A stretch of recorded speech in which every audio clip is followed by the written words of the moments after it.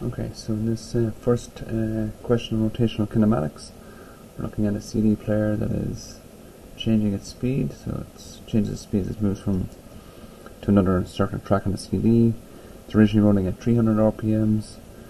It then increases its speed to 450 RPMs, and it does that with an acceleration that is a constant value of 20.9 radians per second squared. And we're figuring out how many revolutions does the CD go through in changing its speed. So revolutions here, we're looking for a change in angular displacement. So delta theta. We have alpha, we have omega I and omega F, so we don't have delta T, so this is sort of cueing that we're going to be using this expression, or this equation. Omega final squared equals omega initial squared plus 2 alpha delta theta, and we want to solve for delta theta. So 2 alpha delta theta will be equal to omega final squared minus omega initial squared. So delta theta will be omega f squared minus omega I squared, all divided by 2 times alpha. So that once we have identified this, then the next difficulty in the question is doing a correct unit conversion, that we have consistent units between omega and alpha.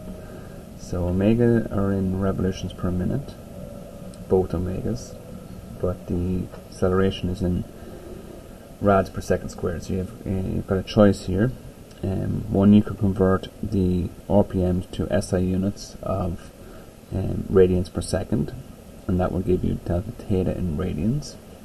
And then you can convert that delta theta in radians to revolutions by dividing by 2 pi, because your choices here are in revolutions. So that might be more of a textbook example. Let's just keep with SI units. So I would sort of, you can multiply these quantities by 2 pi, then divide by 60 to get them to radians per second.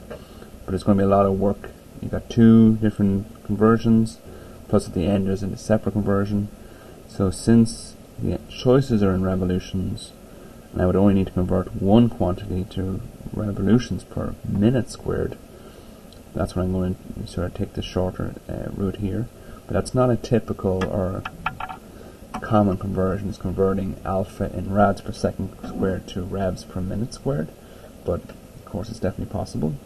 So if we want to convert this 20.9 radians per second squared, and I want to eventually get it into revolutions per minute squared, or square minutes, we refer to, we want to divide the 20.9 by 2 pi to figure out how many revolutions is 20.9 radians. And then a squared second, to get to square minutes, we want to multiply this quantity not by 60 but by 60 squared, because that would give us 60 seconds a minute. So we get to 3600. So this will give us an acceleration of, just to keep a little few, keep all my sig figs so I don't do any rounding. Oops. 11.975 revolutions per minute squared. And now I have everything in revs per minute, so when I do this calculation, so the RPMs here will leave us with, again, revs squared per minute squared. So what we should end up with is just revolutions. And that's sort of the shortcut. But if you're not comfortable with this conversion, I would recommend sticking with converting the omegas into radians per second, and then doing everything SI units, and at the end convert your delta theta in radians to delta theta in revolutions. But if you go with this example, our delta theta would now be 450 RPMs, all to be squared, minus 300 RPMs, all to be squared, divided by 2 times this very large acceleration, and this gives us 4.7 revolutions.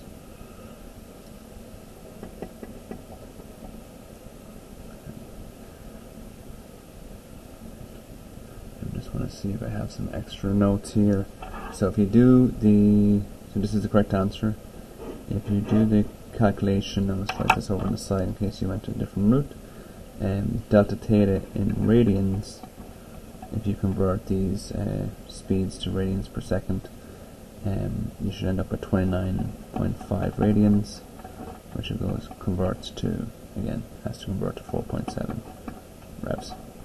So that would be a separate method if you were to convert the speeds to radians per second.